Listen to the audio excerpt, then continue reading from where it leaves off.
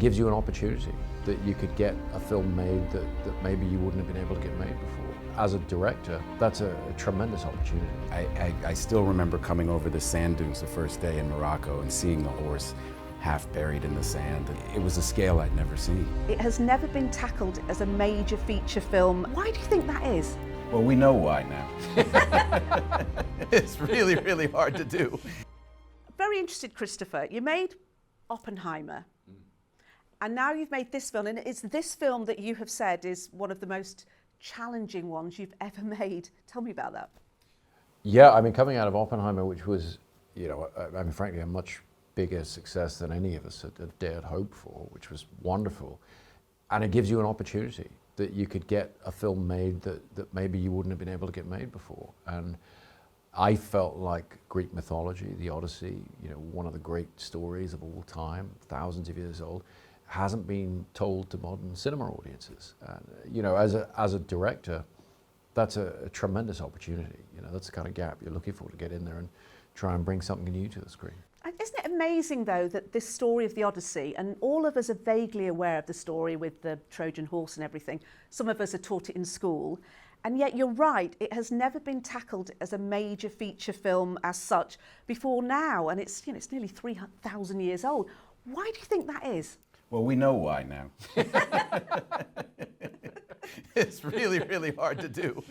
But also the scale he's talking about, we had the support of Universal and the resources to do it, and do it the way he wanted to, which is everything in camera. So if you see 1,000 people in a battle, there were 1,000 people there. I mean, I've never seen anything like it. I still remember coming over the sand dunes the first day in Morocco and seeing the horse half buried in the sand, and seeing all of these hundreds and hundreds and hundreds of people. It was a scale I'd never seen. It was so impressive, and such a gift to us, because it immersed us in a world. I mean, normally when worlds are built in cinema, it's you see a lot of CGI and but this was all real, and we were stuck there in the middle of it. It's very, very, very dear to you, that notion of keeping it real, isn't it, Christopher? Yeah, I mean, I think tactility, the idea that you might be able to tell what something would smell like, when you're watching the film, just from the textures and the feel. That's something you get from being out in the real world and having real actors, real human beings in an environment, and photographing them, as authentically, I suppose I'd say, as possible. For me, it's about taking the audience and putting them on the ship with Odysseus in the storm, or following him into the Cyclops' cave. You really want to feel like you're there experiencing those things, and so doing it for real. Yes, as Matt says, it gives the actors a lot to work with and everything, but it also, for the audience, there's a texture there that people know the difference. You've said during the making of this film that you've had feelings of nostalgia. Explain that to me. When I said that, what I was really getting at was this feeling, because he does it, he works the way he does, it felt like I had a chance once in my life to make a David Lean movie, because this is how it would have been done 80 years ago. And this was the same, the human effort that it took to do this at this scale. Thousands of people, I mean, working as hard as they could, and everybody had this. For me, it felt like the last chance I was ever going to get to do this, and I just was, I was just really overwhelmed with gratitude that my whole life and career didn't go by without a chance to do something like this. Wow, that's an amazing thing to hear, isn't it? Yeah, really amazing. Thank you. I mean, humbling, But I mean, what I recognize in that, and what Matt's saying, is I felt the same way, in that we're the same age. We've been doing this. I mean, Matt's been doing it longer than I have, but for a lot of years. Not really. But you get to a point in your career where you realize that the challenges and the difficulties are a privilege. We all know we're in this AI era, and people are looking at it as both a benefit and a threat, and people are worried about it. I did a story the other day about a filmmaker who's made an entire film. It's all AI, it cost him less than $2,000, and they showed it in the Tribeca Film Festival. What's the future? What's the future? That's a big, how long do you have? That's a big question. I mean, look, I think whatever the future is, human creativity is tremendously valuable and will never be supplanted in any form. And whether you're viewing, I mean, AI is a very, very broad term.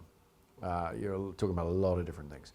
What we did on the Odyssey isn't something you could apply that to because we're very specifically going out looking for analog textures. Everything about this film is handmade. You know, I mean, we're literally shooting on film stock, we're cutting it together, gluing it together, you know, all of this. We're shooting on real boats and real seas and everything, and that's a particular texture. That's not the only way to make a film. And what AI will present is a lot of different opportunities for filmmakers, for a lot of different methods for using films, using a lot of different methods to make films and different types of films. We used every trick in the book on this movie, some old, some new. There's computer graphics, there's puppetry, there's animatronics, there's false perspective, there's really everything. And that's the fun of human creativity in filmmaking, is you're getting brilliant people together and giving them a project that they can focus on and work on and bring all of these different points of view to bear. And the value of that's never going anywhere.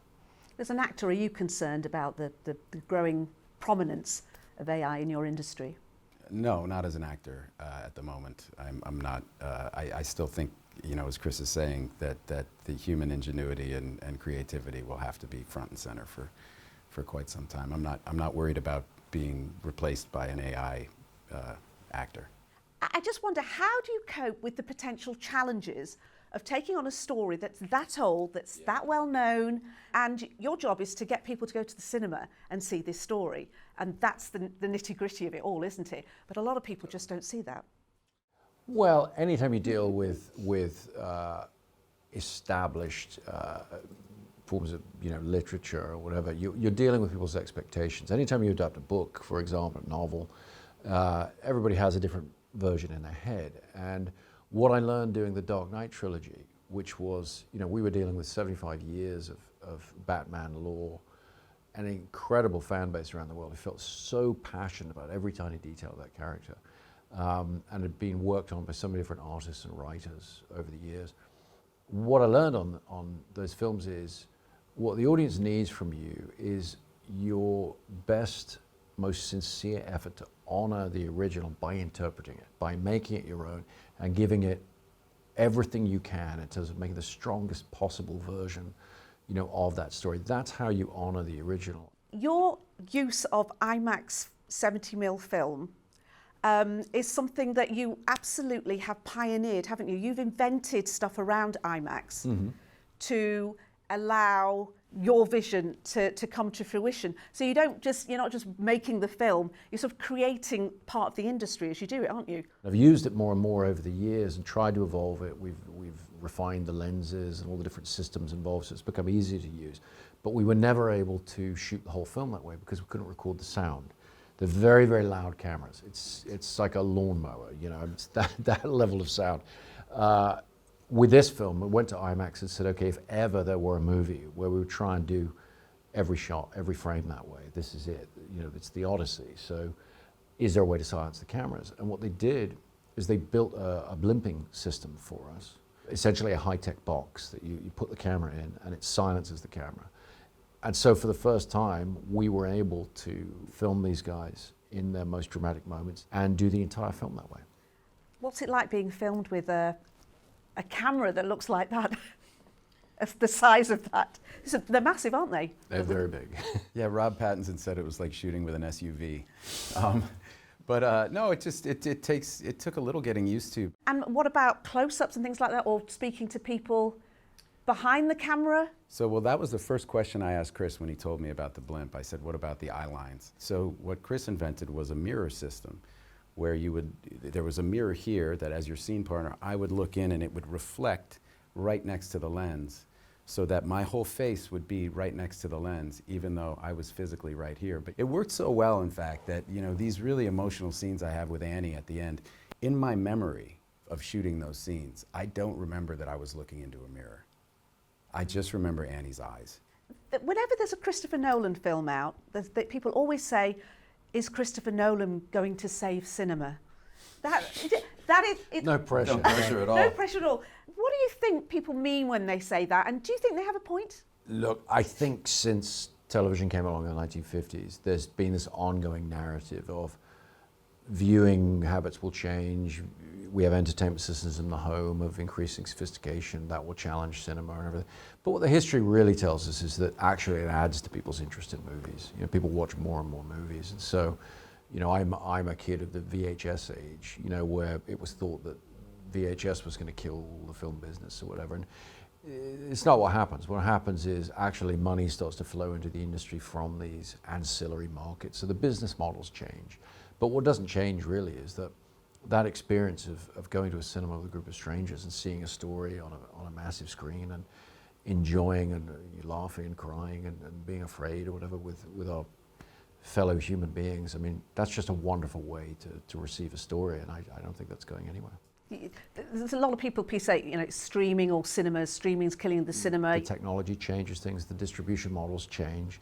But I think what doesn't change is people's appetite for good storytelling. And I think as we see, you know, a fresh group of new young filmmakers coming in, and we've seen some really great examples this summer, whether Backrooms or Obsession, films like this, you know, I mean, it's terrific to see new voices coming in and taking over the movies.